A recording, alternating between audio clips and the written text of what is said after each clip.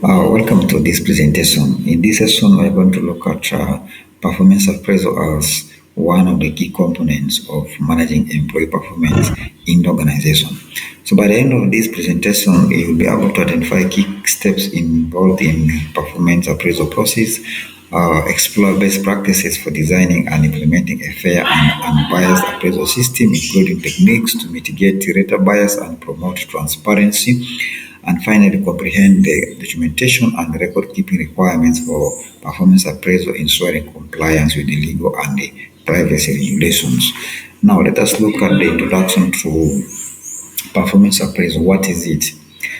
Performance appraisal is a systematic process that evaluates an employee's performance, achievement, and the areas for improvement. So, in other words, we are saying that performance appraisal is basically checking or assessing whether the employees are performing to the expectation or whether they are following the set standard of performance in the organization or not. And this can be done annually or quarterly, depending on the organizational policy of appraisal. So this exercise is very important. It helps in identifying the training needs for the employees, and it also helps in decision making in terms of promotion, in terms of contract renewal, and so many other aspects of managing employees in the organization. Now, let us look at how you can design an effective performance appraisal system for your organization. One is you need to establish clear performance goals and expectations. You need to communicate to your employees the goal of the appraisal and also what is expected of them in terms of the task they're supposed to be doing. And that can be done through developing a job description, which will help employee in executing their daily duties in the organization. And also, you need to define relevant performance criteria. It means that you need to set a standardized or uniform criteria of evaluating employees in an organization, regardless of their gender, regardless of their background. You need to use one criteria. That one will help you to come up with the accurate results, which can help you to make a genuine decision. The next one is determine the frequency and timing of evaluations. Like I said from the beginning, that the performance appraisal can be done quarterly or yearly or annually, depending on your policy. So you need to define or determine whether to have it after every 6 months or every year. So that one is very, very important. Then you need to also have a mechanism for feedback to the employee and also development opportunity. The feedback helps in terms of underperformance. You need to tell the employees they are not performing well in these areas, and this can help them to improve on their performance. Otherwise, if you don't tell them where they are supposed to get improvement, then they will not know. So these are some of the things you need to consider under designing appraisal system for your organization. Now let us look at how you are going to conduct a fair and unbiased performance exercise in the organization.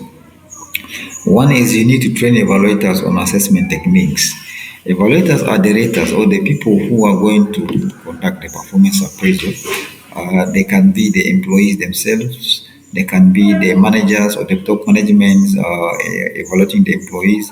It can also be the external stakeholders, the customers, the suppliers, etc., to evaluate your employees. So you need to train them on how to conduct the performance appraisal process to avoid errors and mistakes. Then you need to use the standardized training, rating scales or criteria. Like I've told you before, you have to use your uniform rating scales when you are trying to appraise your employees. It means you don't segregate or discriminate. That will really help you to come up with the genuine results of the appraisal, and it can help you to make a good decision. But if you are using a different scales for different employees, then decision making becomes very difficult because the result is actually not reflecting the actual performance of the employees because you have used different rating scales. Then you need to ensure evaluations are based on observable behaviors and outcomes. Behaviors like coming to work, if the employees are coming late to work or going early before the official closing, working hours, things like that. So you need to base on that to rate them. Then lastly, you need to mitigate bias through multiple evaluators or calibration sessions. The advantage of having calibration sessions or the multiple evaluators is that when I'm biased against some employees, then the other colleague of mine who's doing the same appraisal will not be biased because maybe the problem is between me and that particular employee or that is making me to underscore him or her, but the other colleague of mine will not be underscoring that employee. So if you have multiple raters, that means that the issue of biasness can easily be minimized, if not completely avoided. So these are some of the aspects you need to familiarize yourself with the under conducting unbiased performance appraisal in the organization. Now let us look at the documentation aspect of it. What are the requirements for documenting? So you need to maintain accurate and comprehensive performance records. And that one will help for reference or for future purpose. And on top of that, it can also help for conducting what we call a human resource audit. Time will come whereby they need to audit you as the HR manager. So they need some of these records, how you have been doing your appraisal, whether it is fair, unbiased, things like that. So record keeping is very important. And also the employee might be tempted to ask you to check on their results, how they've been performing. It's very important. So you need to keep the record of your appraisal. Then you also need to document performance discussions and feedback sessions. After the appraisal has been conducted successfully, you need to have a feedback session, the particular individual or the particular employees. You call the employees, then interview him, and then give him the feedback on his performance, and also listen to what he or she is going to tell you as you take the record. You have to document it. As an employee, you also need to get yourself prepared. You need to have the track record of your performance. For example, if you have been completing tasks in time, maybe some of the things you have achieved, the things like that, you need to have the record. Because when they call you for the interview and maybe discussing your performance, and then they have spotted out the areas of weaknesses, yet you had performed well in those areas, you have the evidence. So go there when you have also gathered your documents, evidence that you have been performing actually, to defend yourself in case the appraisal is not reflecting actually your performance because of biasness. Maybe someone who has been conducting the appraisal is biased, is against you, he's going to be underscoring you. So if you can also have your own evidence to show the panel that yes, you have been performing, then that could be much better. The next thing is keep track of goal setting, progress, and the achievements. Of course, you need to have that record of achievement and also progress if the employees are progressing well, and also the goal setting process. You need to have the record. How did you start coming up with the performance process? Did you involve the employees in the goal setting? So these are the things you need to have the record on because time will come whereby they will ask you to produce evidence of whatever activities you've been doing concerning the appraisal exercise in the organization. Then lastly, you need to adhere to the legal and privacy regulations for record keeping. Basically, here we're talking about employee privacy or confidentiality.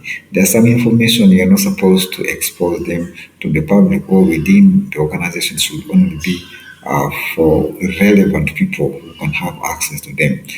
You can do that by keeping the information secret, not exposing it to the public or to people within the organization, by only sharing such information with maybe the employee themselves, those who are actually having such kind of secret you are supposed to keep. So you can share with them, and also maybe the managers, especially the top managers, they need to know all information about their employees, things like that. So these are some of the regulations concerning privacy in an organization, it is very important for you as a human resource manager or someone who is conducting the performance appraisal to keep such information secret, because when you expose them, it's going to affect the productivity of the employees. The employee will feel stigmatized in the organization. So make sure that such information are kept secret.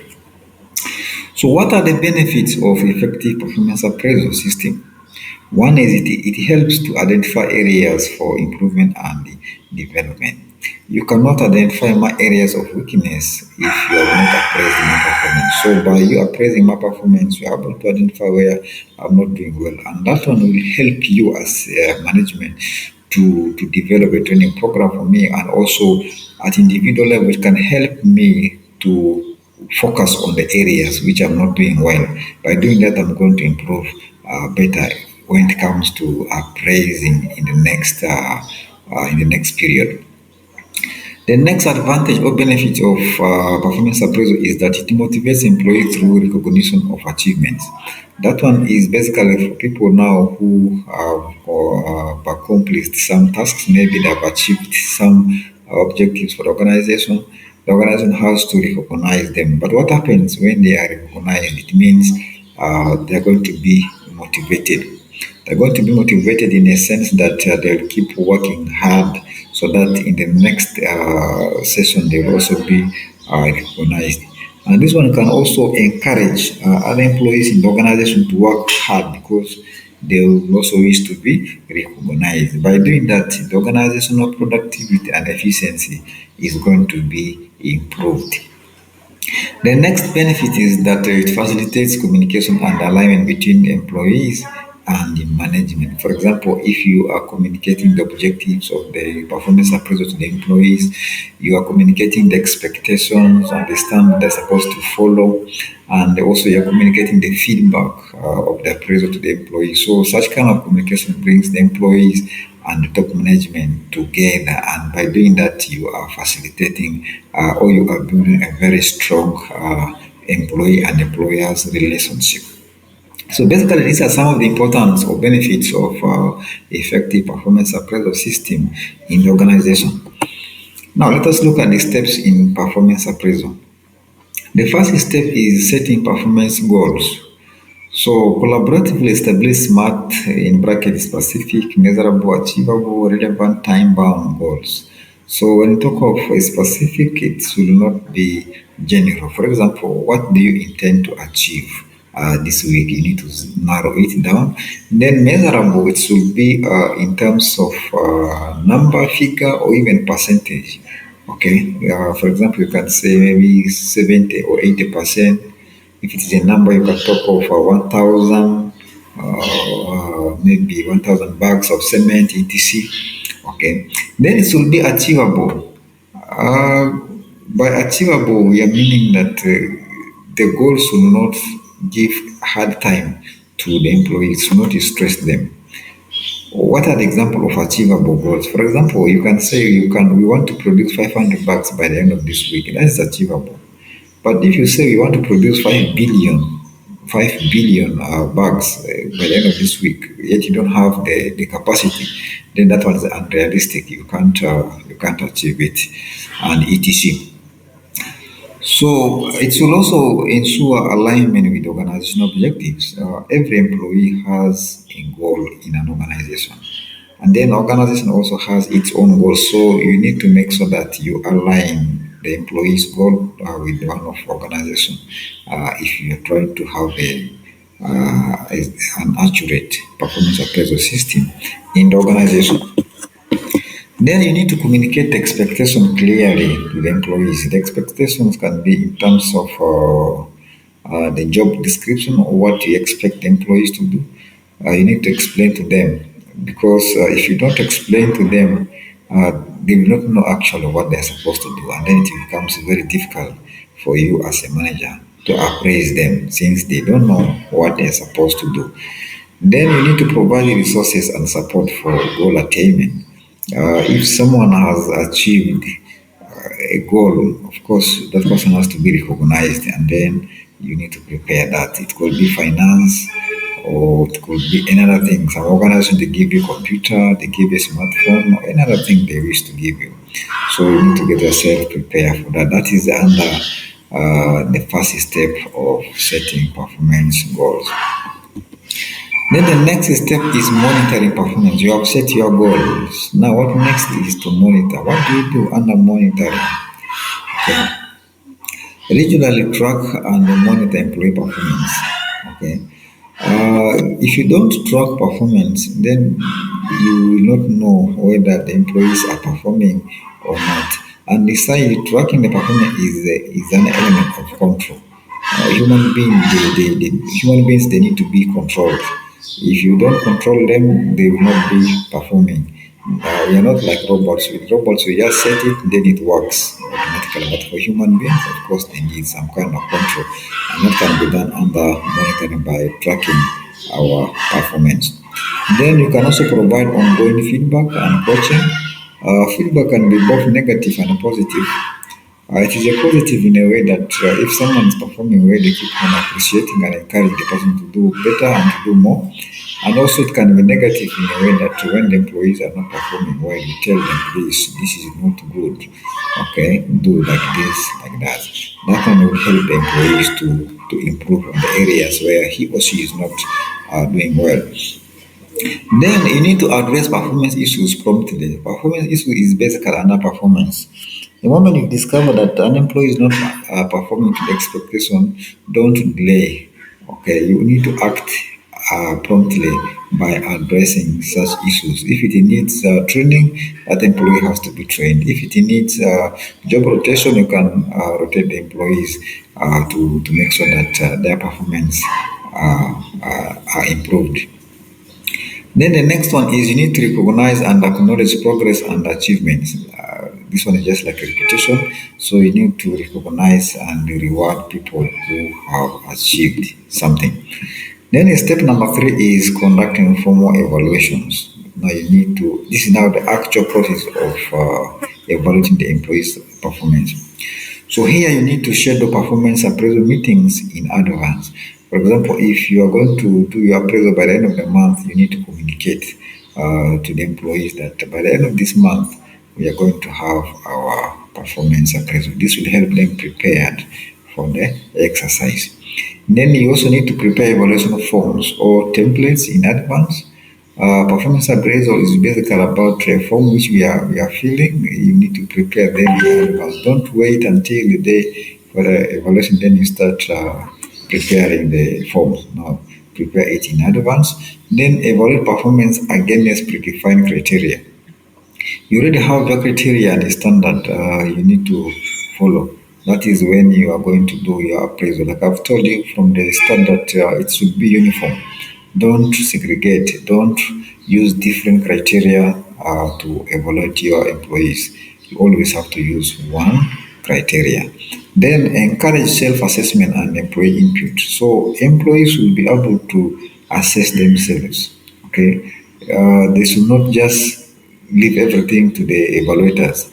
The advantage of assessing oneself is that it is a sign of one commitment and also accountability. If you're not performing well, then you have to be accountable for that and the answer why you're not doing that. Maybe if it is because of technicality in the job, then the job description can be redrafted. If it is because of the system failure or the equipment you're using is the one failing you, you can also assess yourself and then communicate to your supervisor or to your boss so that actions can be taken to resolve that. Step number 4 is providing constructive feedback. Now you have conducted your performance appraisal. What next is now the feedback. So under conducting feedback, you need to deliver feedback in a timely and constructive manner. If the appraisal has ended today, don't delay. At least in the next 1 or 2 weeks, the results should be out. Each and every employee should be able to know how he or she has been performing in the organization. The feedback is very important. If it is a positive one, it can encourage and give morale to the employees to work harder.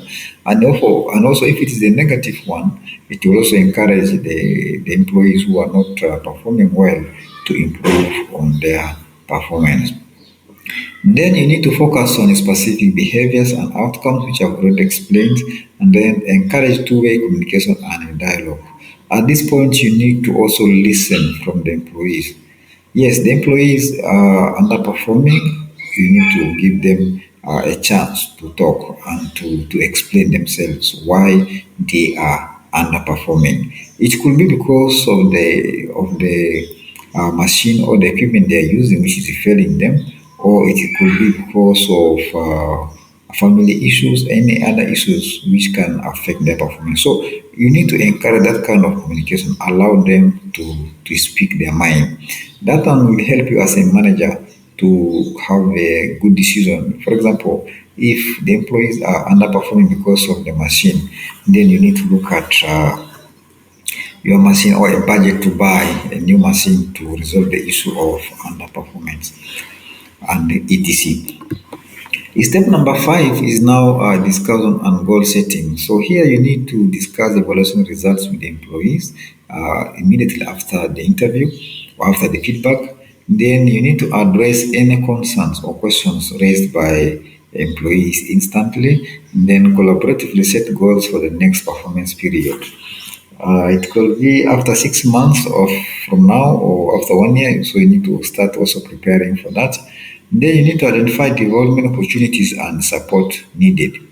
Development opportunities, especially for employees who have performed well or who are doing well, you can maybe think of promoting them or expanding their job description, giving them higher tasks to do.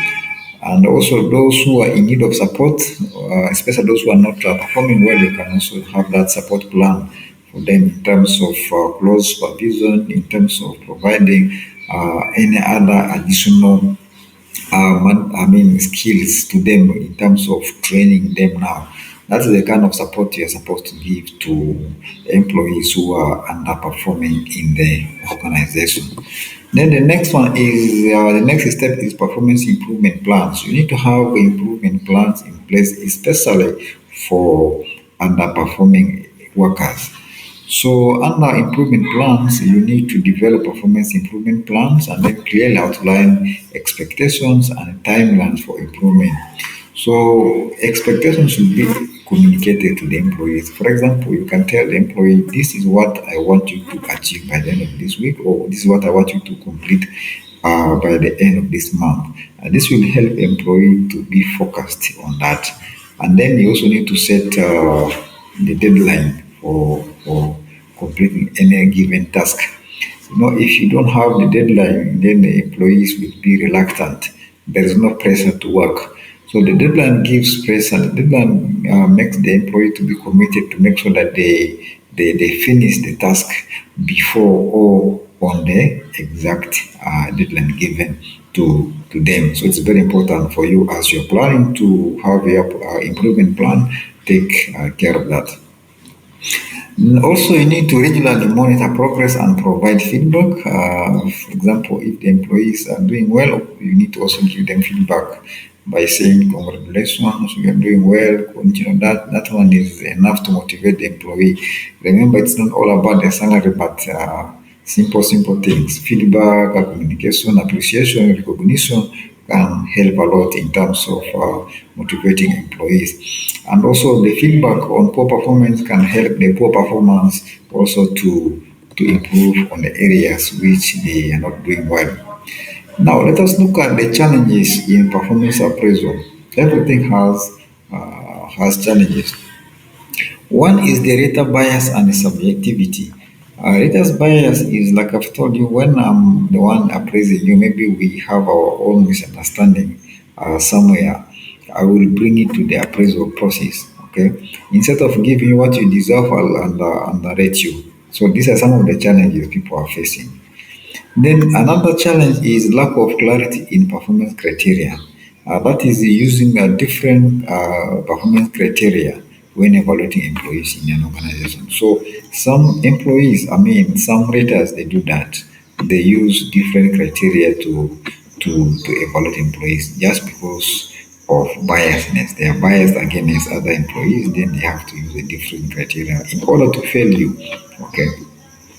Then the last challenge in this presentation is insufficient feedback and communication. This one is when the management is not doing enough in terms of sensitization or telling the employees what is expected of them and communicating to them when the appraisal is going to take place, and also providing timely feedback to them on their appraisal or on their performance. So these are some of the challenges people face during appraisal process in an organization. Now, let us look at how you're going to overcome those challenges. One is you need to train the evaluators on bias recognition and mitigation. So you need to train them on how to not be biased, okay, and how they can manage the biasness when they are conducting the appraisal.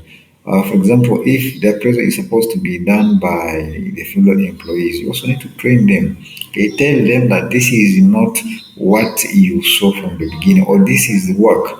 If you have any problem with anyone here at home, anywhere, please don't bring it here, because here we are only focusing on performance, work-related performance of this employee. So if you have any differences, please leave them outside. So you need to tell this clearly to your employees to avoid them being biased against their colleagues.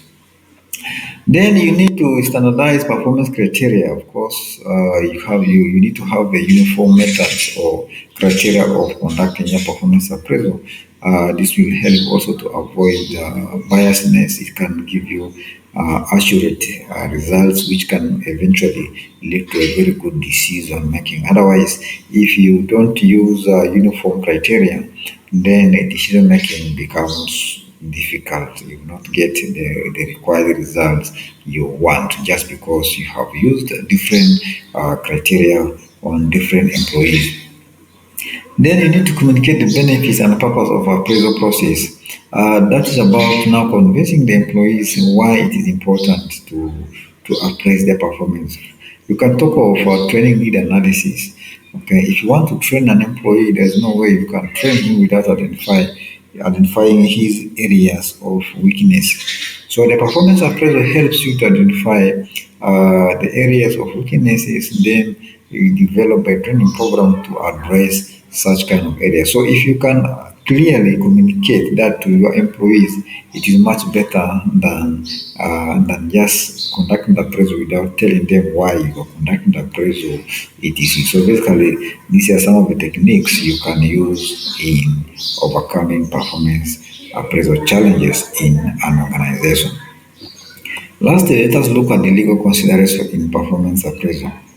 One is protect employee privacy and confidentiality. I've already talked about that, because if you can't protect employees' confidential information, once such information is exposed, the employees are going to be stigmatized. And then what happens when they stigmatize is they're going to be less productive, and then they will not be motivated to work. And some of them, because of the stigma, can even resign and leave the job. So it's very important as a manager to always keep employees confidential information. The next one is train evaluators on avoiding discriminatory practices. Discriminatory practices or discrimination can happen when someone is trying to favor people from his region or people from his religion or any other form of discrimination. It could be gender discrimination, things like that. So you need to avoid that. These are some of the legal things you need to take into consideration as you're conducting the performance appraisal, because an employee can easily sue you to court if you are discriminating during if you are discriminating them during the appraisal process. So as human resource managers or someone who's conducting the appraisal, you need to make sure that you don't discriminate, treat every employee equally, use the same criteria for appraisal to appraise each and every one in the organization. Then you need to document performance issues and corrective actions taken. Once the employees are not performing well, of course, you need to design corrective actions. If it's about training, you need to give them the training. Okay. If it's all about maybe redesigning the job description, please, you need to do that. And if it's all about rotation, what you call the job rotation, you can do that.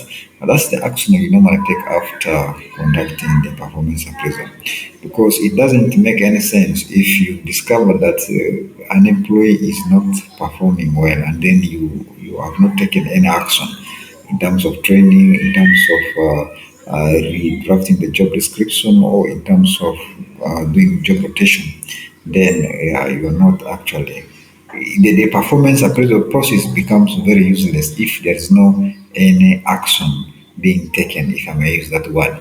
So basically, that's what I had prepared for you before in this presentation. I want to thank you so much for watching.